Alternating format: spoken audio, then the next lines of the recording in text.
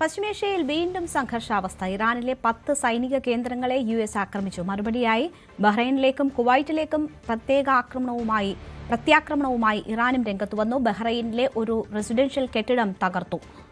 ശത്രുക്കൾക്ക് അതേ ഭാഷയിൽ മറുപടി നൽകുമെന്ന് ഇറാൻ വ്യക്തമാക്കി. അമേരിക്കൻ സൈന്യം ജോലി തീർക്കാൻ തീരുമാനിച്ചാൽ ഇറാൻ ബാക്കി കാണില്ലെന്നായിരുന്നു ട്രംപിന്റെ ഭീഷണി.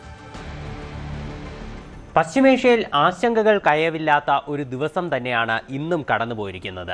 അമേരിക്കയുടെ ഇറാനിലേക്കുള്ള ആക്രമണം അത് ഇന്നും ശക്തമായി തുടർന്നു. ഇന്ന് 10 സൈനിക കേന്ദ്രങ്ങളിലേക്കാണ് അമേരിക്കയുടെ ആക്രമണമുണ്ടായത്. ഇറാന്റെ എയർ ഡിഫൻസ് സിസ്റ്റമാണ് അമേരിക്ക ലക്ഷ്യമിട്ടതെന്നാണ് വിവരം. ഇറാൻ കഴിഞ്ഞ ദിവസവും ഹോർമുസ് കടലിടുക്കിലൂടെ കടന്നുപോയ ഒരു ചരക്ക് കപ്പലിന് നേരെ ആക്രമണം നടത്തിയിരുന്നു. ഇതിന്റെ പ്രത്യാക്രമണമായിട്ടാണ് അമേരിക്ക ഇറാനിലേക്ക് ആക്രമണം നടത്തിയത്.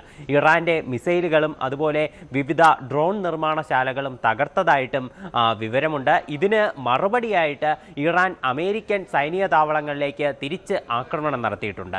ഇതിന്റെ ഭാഗമായിട്ട് ബഹ്റൈനിലേക്കും അതുപോലെ കുവൈറ്റിലേക്കുമാണ് ഇറാൻ മിസൈലുകൾ തൊടുത്തുവിട്ടത്. ഇരു രാഷ്ട്രങ്ങളിലും ഏതാണ്ട് വളരെയധികം സമയം തന്നെ അലേർട്ടുകൾ പ്രഖ്യാപിച്ചിരുന്നു. ബഹ്റൈനിൽ ഒരു റെസിഡൻഷ്യൽ കെട്ടിടം തകർന്നു വീണതായിട്ട് വിവരമുണ്ട്. കുവൈറ്റിൽ മറ്റ് നാശനഷ്ടങ്ങളോ അപകടങ്ങളോ ഒന്നും തന്നെ റിപ്പോർട്ട് ചെയ്തിട്ടില്ല. ഇറാൻ നടത്തിയിട്ടുള്ള പ്രത്യാക്രമണങ്ങളിൽ ഇതുവരെ ആൾനാശമൊന്നും റിപ്പോർട്ട് ചെയ്തിട്ടില്ല. ബഹ്റൈനിലൊരു റെസിഡൻഷ്യൽ കെട്ടിടം തകർന്നുവെങ്കിലും ഇവിടെ മറ്റ് ആൾനാശങ്ങളൊന്നും ഇതുവരെ റിപ്പോർട്ട് ചെയ്തിട്ടില്ല. ട്രംപിന്റെ ഒരു ഭീഷണി പോസ്റ്റിന് പിന്നാലെയാണ് അമേരിക്കയുടെ ഭാഗത്തു നിന്നുള്ള ആക്രമണം ഉണ്ടായത്.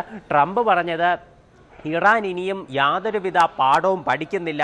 US-ന് ഇത് കാരണം യുക്തിരഹിതമായി പ്രവർത്തിക്കേണ്ടി വരും.